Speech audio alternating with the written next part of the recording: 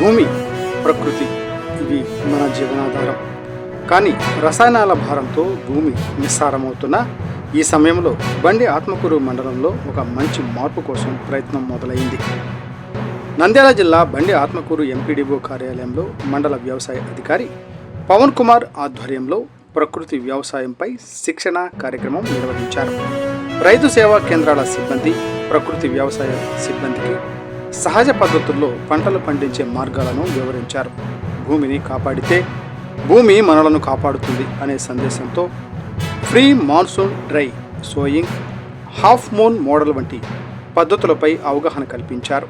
విత్తనాలను బీజామృతం, ఘన జీవామృతంతో శుద్ధి చేసి విత్తడం వల్ల పంటలు ఆరోగ్యంగా పెరుగుతాయని తెలిపారు.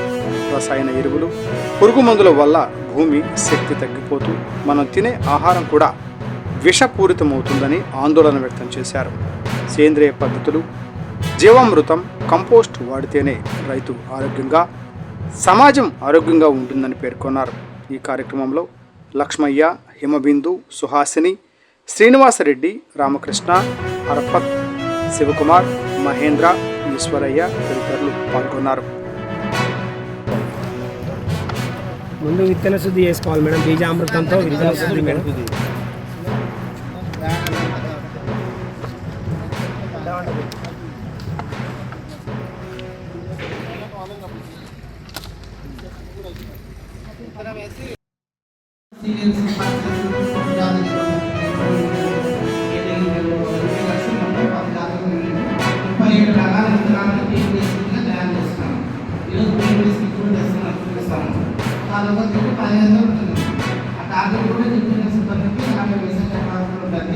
మనం టార్గెట్ 404 మొత్తం మండలం టార్గెట్ 450.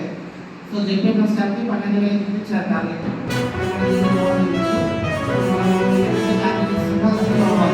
మనం కానీ వాళ్ళు అన్నీ కూడా బీఆర్సీ సర్టిఫికెట్ వస్తాయి. బీఆర్సీ అంటే మనకు ఇవ్వబాటు సర్టిఫికెట్ మనకు ఫిక్స్గా వస్తాయి. సో రైతులకు మనము ఆ లిస్టు రాసుకోవాలి.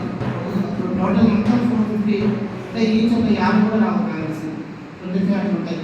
సో మనకు PAPS ఇచ్చి 25 మంది రైతులు కూడా మన దగ్గర ఉండాలి.